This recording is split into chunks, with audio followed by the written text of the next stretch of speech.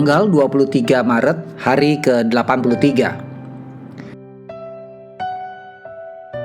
Bacaan 1 Samuel pasal 27 sampai pasal 31.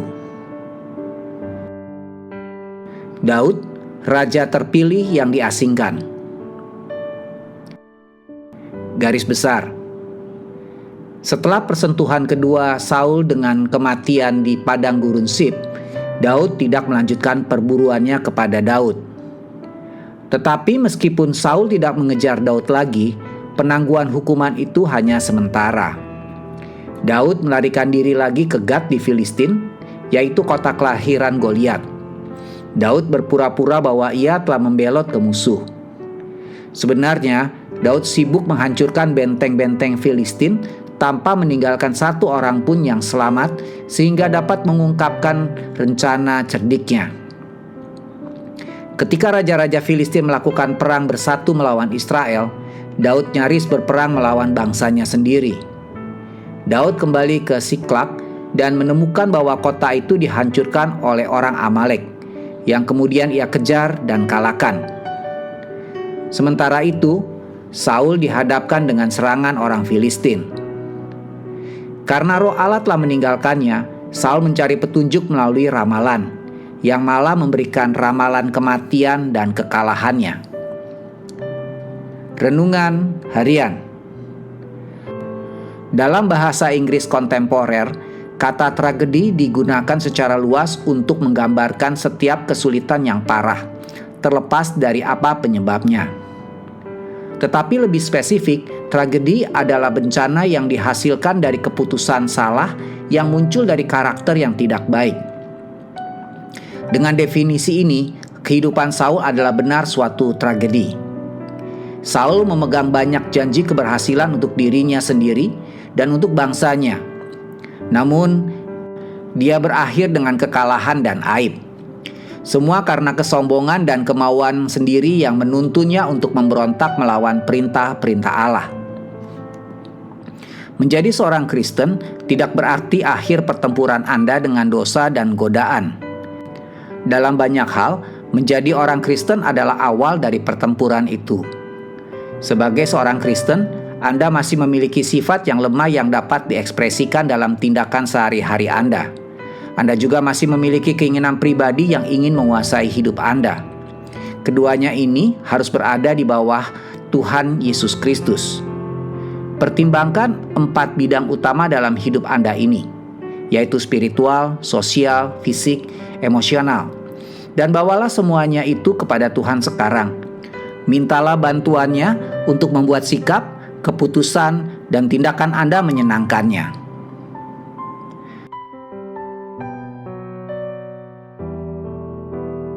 Pada umumnya, manusia mengatakan tidak pada pencobaan pada saat pertama kali.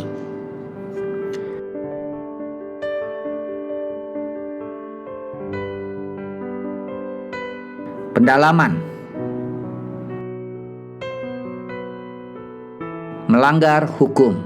1 Samuel pasal 28 ayat 9. Kunjungan Saul kepada perantara di Endor melanggar bukan hanya hukum Allah, Imamat pasal 19 ayat 31, tetapi juga kebijakan Saul sendiri, 1 Samuel pasal 28 ayat 3 dan 9.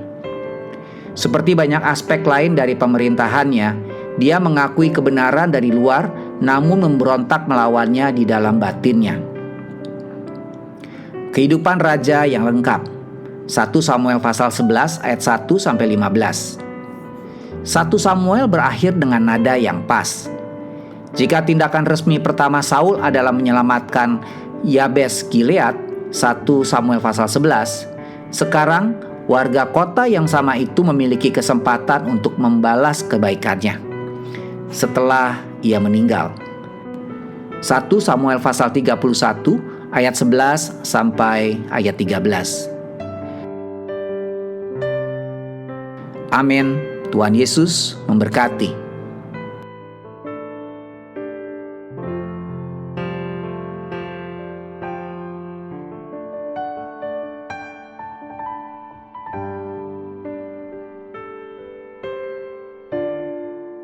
1 Samuel pasal 27. Daud di antara orang Filistin.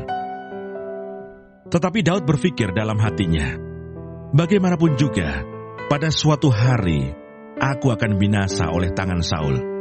Jadi tidak ada yang lebih baik bagiku selain meluputkan diri dengan segera ke negeri orang Filistin. Maka tidak ada harapan bagi Saul untuk mencari aku lagi di seluruh daerah Israel, dan aku akan terluput dari tangannya. Bersiaplah Daud, lalu berjalan ke sana, ia dan ke-600 orang yang bersama-sama dengan dia itu, kepada Akis bin Mauch, raja kota Gad. Daud dan semua orangnya menetap pada Akis di Gad, masing-masing dengan rumah tangganya. Daud dengan kedua orang istrinya, yakni Ahinoam perempuan Yisrael, dan Abigail, bekas istri Nabal, perempuan Karmel. Setelah diberitahukan kepada Saul bahwa Daud telah melarikan diri ke Gad, ia tidak lagi mencarinya. Berkatalah Daud kepada Akis, "Jika kiranya aku mendapat belas kasihanmu, biarlah diberikan kepadaku tempat di salah satu kota di tanah datar, supaya aku tinggal di sana. Mengapa hambamu ini tinggal padamu di kota kerajaan ini?" Maka pada hari itu, Akis memberikan Siklak kepadanya. Itulah sebabnya Siklak menjadi kepunyaan raja-raja Yehuda sampai sekarang. Dan lamanya Daud tinggal di daerah orang Filistin adalah 1 tahun 4 bulan. Maka Daud dan orang-orangnya bergerak maju dan menyerbu orang Gesur, orang Girsi, dan orang Amalek. Sebab orang-orang inilah penduduk negeri itu yang membentang dari Telam ke arah Sur sampai tanah Mesir. Apabila Daud memusnahkan negeri itu, seorang pun tidak dibiarkannya hidup, baik laki-laki maupun perempuan. Ia merampas kambing domba, lembu, keledai, unta dan pakaian. Kemudian pulanglah ia dan kembali kepada Akis. Jika Akis bertanya, "Di mana kamu menyerbu pada hari ini?"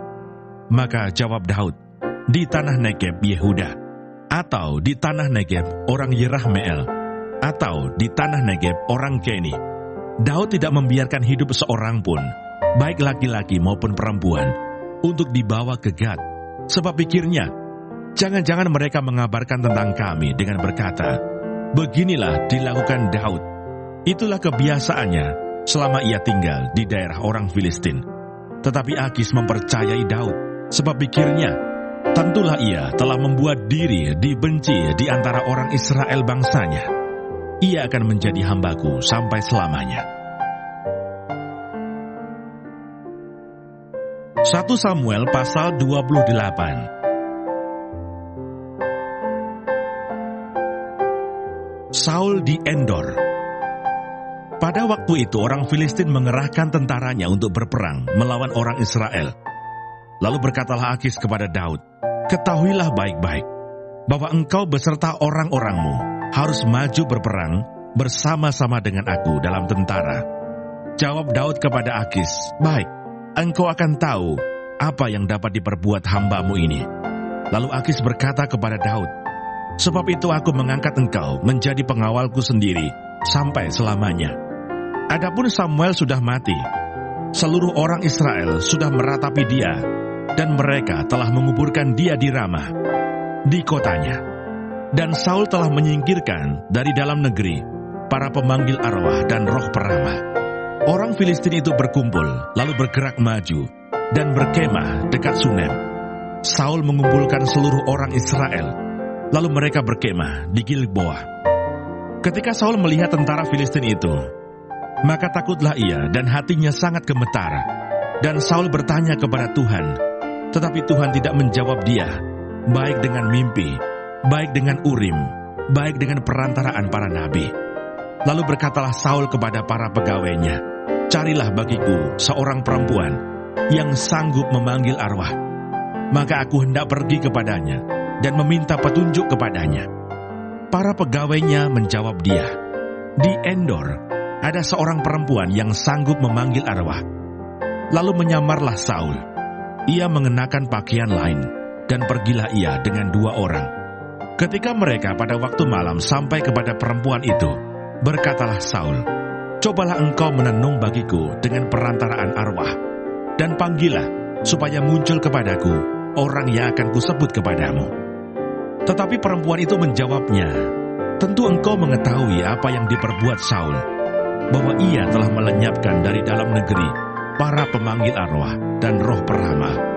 Mengapa engkau memasang jerat terhadap nyawaku untuk membunuh aku? Lalu bersumpahlah Saul kepadanya, demi Tuhan katanya, demi Tuhan yang hidup, tidak akan ada kesalahan tertimpa kepadamu karena perkara ini. Sesudah itu bertanyalah perempuan itu, siapakah yang harus kupanggil supaya muncul kepadamu? Jawabnya, panggillah Samuel supaya muncul kepadaku. Ketika perempuan itu melihat Samuel, berteriaklah ia dengan suara nyaring. Lalu perempuan itu berkata kepada Saul demikian, mengapa engkau menipu aku? Engkau sendirilah Saul. Maka berbicaralah raja kepadanya, janganlah takut, tetapi apakah yang kau lihat? Perempuan itu menjawab Saul, aku melihat sesuatu yang ilahi muncul dari dalam bumi. Kemudian bertanyalah ia kepada perempuan itu, bagaimana rupanya? Jawabnya, ada seorang tua muncul, berselubungkan jubah. Maka tahulah Saul bahwa itulah Samuel.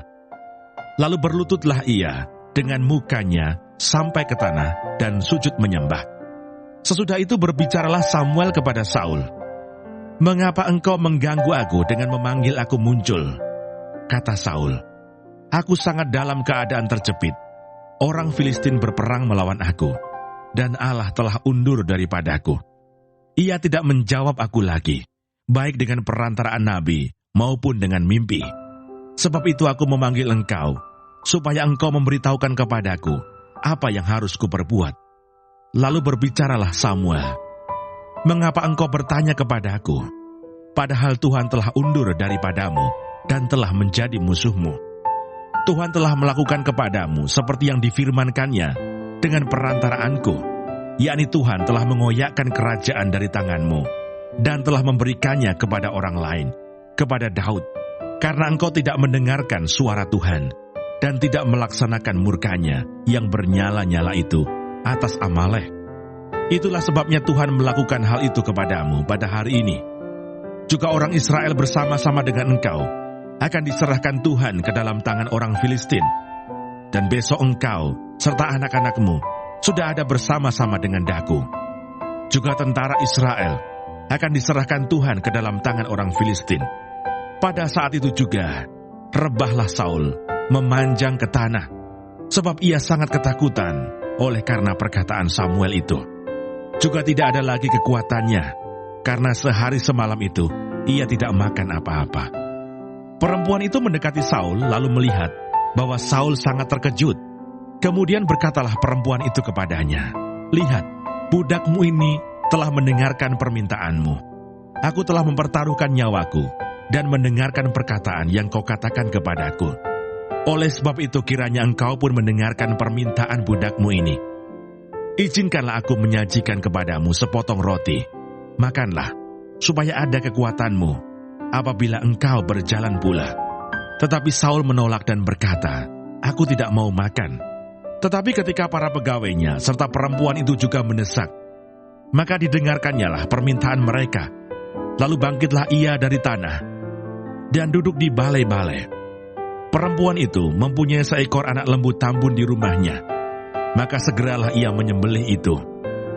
Ia mengambil tepung, diremasnya dan dibakarnya menjadi roti yang tidak beragi. Dihidangkannyalah semuanya itu ke depan Saul dan ke depan para pegawainya. Lalu mereka makan. Kemudian bangkitlah mereka dan pergi pada malam itu juga. 1 Samuel pasal 29.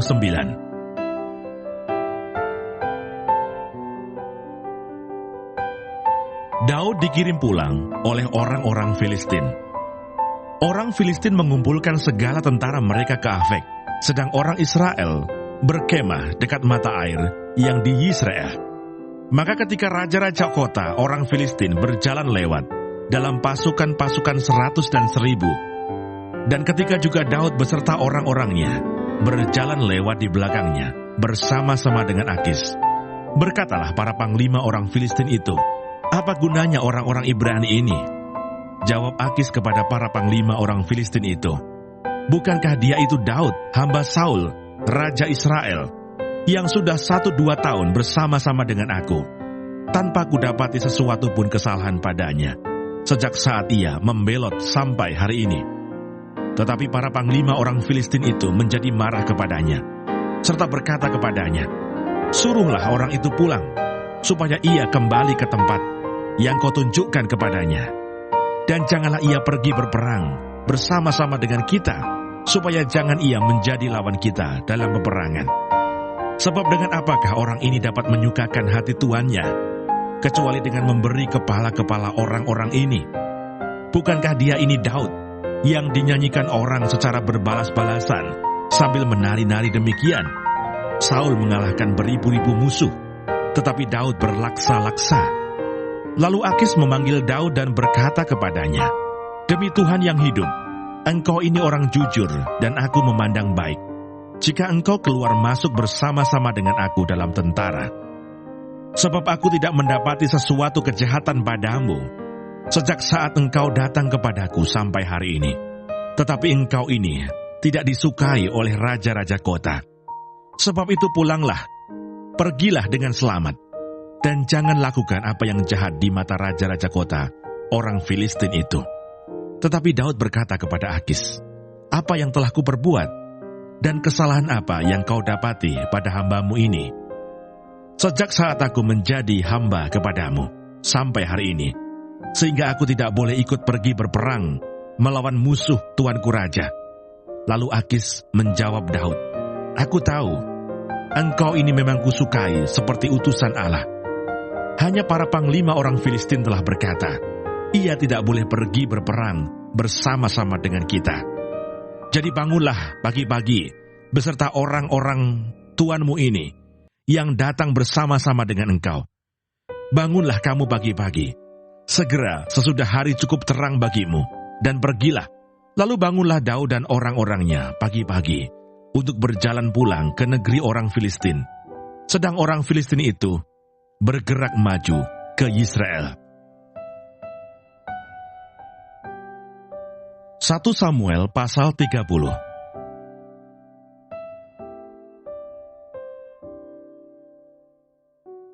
Siklak terbakar, pembalasan Daud kepada orang Amalek.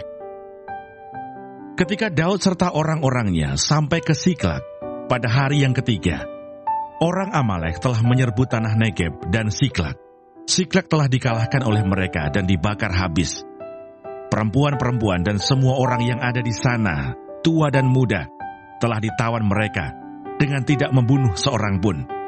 Mereka menggiring sekaliannya, kemudian meneruskan perjalanannya. Ketika Daud dan orang-orangnya sampai ke kota itu, tampaklah kota itu terbakar habis, dan istri mereka serta anak mereka yang laki-laki dan perempuan telah ditawan. Lalu menangislah Daud dan rakyat yang bersama-sama dengan dia itu dengan nyaring, sampai mereka tidak kuat lagi menangis. Juga kedua istri Daud ditawan, yakni Ahinoam, perempuan Yisrael, dan Abigail, bekas istri Nabal, orang Karmel itu. Dan Daud sangat terjepit, karena rakyat mengatakan hendak melempari dia dengan batu. Seluruh rakyat itu telah pedih hati, masing-masing karena anaknya laki-laki dan perempuan. Tetapi Daud menguatkan kepercayaannya kepada Tuhan Allahnya. Lalu Daud memberi perintah kepada Imam Abiatar bin Ahimelech, "Bawalah efod itu kepadaku." Maka Abiatar membawa efod itu kepada Daud. Kemudian bertanyalah Daud kepada Tuhan, katanya, "Haruskah aku mengejar gerombolan itu? Akan dapatkah mereka kususul?" Dan ia berfirman kepadanya, "Kejarlah, sebab sesungguhnya engkau akan dapat menyusul mereka dan melepaskan para tawanan." Lalu pergilah Daud beserta ke-600 orang yang bersama-sama dengan dia, dan sampailah mereka ke sungai Besor. Sementara orang-orang yang mau tinggal di belakang berhenti di sana. Maka Daud melanjutkan pengejaran itu beserta 400 orang. 200 orang yang terlalu lelah untuk menyeberangi sungai Besor itu berhenti di sana. Kemudian mereka menemui seorang Mesir di padang, lalu membawanya kepada Daud. Mereka memberi dia roti, lalu makanlah ia. Kemudian mereka memberi dia minum air dan memberikan kepadanya sepotong kue ara dan 2 buah kue kismis. Dan setelah dimakannya, ia segar kembali, sebab ia tidak makan dan minum selama 3 hari 3 malam. Kemudian bertanyalah Daud kepadanya, "Budak siapakah engkau dan dari manakah engkau?" Jawabnya, "Aku ini seorang pemuda Mesir, budak kepunyaan seorang Amalek. Tuanku meninggalkan aku karena 3 hari yang lalu aku jatuh sakit. Kami telah menyerbu tanah Negeb, orang Kreti, dan daerah Yehuda, dan tanah Negeb, Kaleb, dan Siklak telah kami bakar habis." Daud bertanya kepadanya, "Dapatkah engkau menunjuk jalan kepadaku ke gerombolan itu?" Katanya, "Bersumpahlah kepadaku demi Allah, bahwa engkau tidak akan membunuh aku, dan tidak akan menyerahkan aku ke dalam tangan tuanku itu. Maka aku akan menunjuk jalan kepadamu ke gerombolan itu." Ia menunjuk jalan kepada Daud ke sana, dan tampaklah orang-orang itu berpencar-pencar di atas seluruh daerah itu sambil makan, minum, dan mengadakan perayaan karena jarahan yang besar yang telah dirampas mereka dari tanah orang Filistin dan dari tanah Yehuda. Dan pada keesokan harinya, Daud menghancurkan mereka dari pagi-pagi buta sampai matahari terbenam. Tidak ada seorang pun dari mereka yang lolos, kecuali 400 orang muda yang melarikan diri dengan menunggang unta. Daud melepaskan semua apa yang dirampas oleh orang Amalek itu. Juga kedua istrinya dapat dilepaskan Daud. Tidak ada yang hilang pada mereka. Dari hal yang kecil sampai hal yang besar, sampai anak laki-laki dan anak perempuan, dan dari jarahan sampai segala sesuatu yang telah dirampas mereka. Semuanya itu dibawa Daud kembali. Daud mengambil segala kambing domba dan lembu. Semuanya itu digiring mereka di hadapannya, serta berkata, "Inilah jarahan Daud."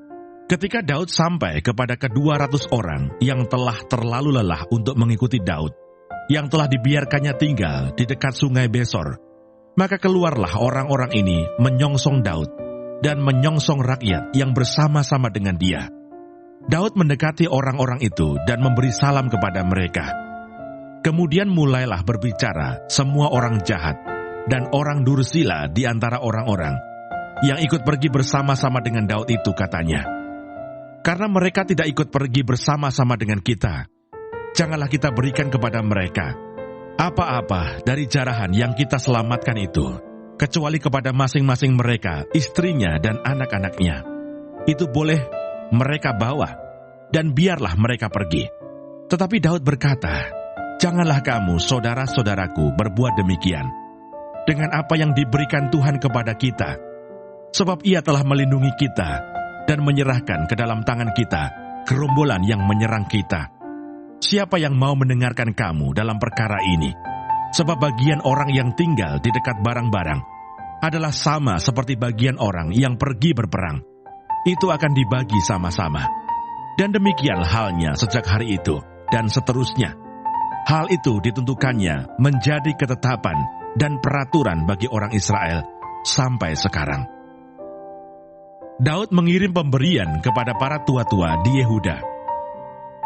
Ketika Daud sampai ke Siklak, dikirimnyalah sebagian dari jarahan itu kepada para tua-tua di Yehuda, kepada teman-temannya dengan pesan, "Inilah pemberian kepadamu dari jarahan yang dirampas dari musuh Tuhan, yakni kepada yang di Betel, kepada yang di Ramot di tanah selatan, kepada yang di Yatir, kepada yang di Aroer, kepada yang di Sifmot, kepada yang di Estemoa, kepada yang di Rakal, kepada yang di kota-kota orang Yerahmeel, kepada yang di kota-kota orang Keni, kepada yang di Horma, kepada yang di Bor Asan, kepada yang di Atah, kepada yang di Hebron, dan kepada segala tempat di mana Daud dengan orang-orangnya mengembara." 1 Samuel pasal 31.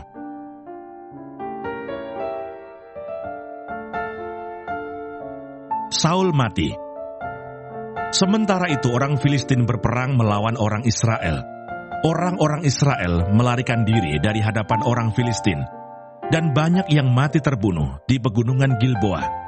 orang Filistin terus mengejar Saul dan anak-anaknya dan menewaskan Yonatan, Abinadab, dan Malkisua, anak-anak Saul. Kemudian makin beratlah pertempuran itu bagi Saul. Para pemanah menjumpainya dan melukainya dengan parah.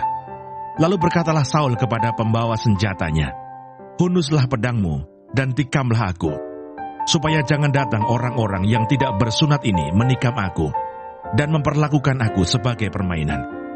Tetapi pembawa senjatanya tidak mau, karena ia sangat segan. Kemudian Saul mengambil pedang itu dan menjatuhkan dirinya ke atasnya. Ketika pembawa senjatanya melihat bahwa Saul telah mati, ia pun menjatuhkan dirinya ke atas pedangnya, lalu mati bersama-sama dengan Saul. Jadi Saul, ketiga anaknya, dan pembawa senjatanya, dan seluruh tentaranya sama-sama mati pada hari itu. Ketika dilihat orang-orang Israel yang di seberang lembah dan yang di seberang sungai Yordan, bahwa tentara Israel telah melarikan diri, dan bahwa Saul serta anak-anaknya sudah mati, maka mereka meninggalkan kota-kota mereka, lalu melarikan diri juga. Kemudian datanglah orang Filistin dan menetap di sana. Ketika keesokan harinya, orang Filistin datang merampasi orang-orang yang mati terbunuh itu. Didapati mereka Saul dan ketiga anaknya tergelimpang di pegunungan Gilboa. Mereka memancung kepala Saul, merampas senjata-senjatanya, dan menyuruh orang berkeliling di negeri orang Filistin untuk menyampaikan kabar itu di kuil berhalanya dan kepada rakyat. Kemudian mereka menaruh senjata-senjata Saul di kuil Asitoret, dan mayatnya dipakukan mereka di tembok kota Bet-Sean. Ketika penduduk Yabes Gilead mendengar tentang apa yang telah dilakukan orang Filistin kepada Saul, maka bersiaplah segenap orang gagah perkasa. Mereka berjalan terus semalam-malaman, lalu mengambil mayat Saul dan mayat anak-anaknya dari tembok kota Bet-Sean. Kemudian pulanglah mereka ke Yabes dan membakar mayat-mayat itu di sana. Mereka mengambil tulang-tulangnya, lalu menguburkannya di bawah pohon tamariska di Yabes. Sesudah itu, berpuasalah mereka 7 hari lamanya.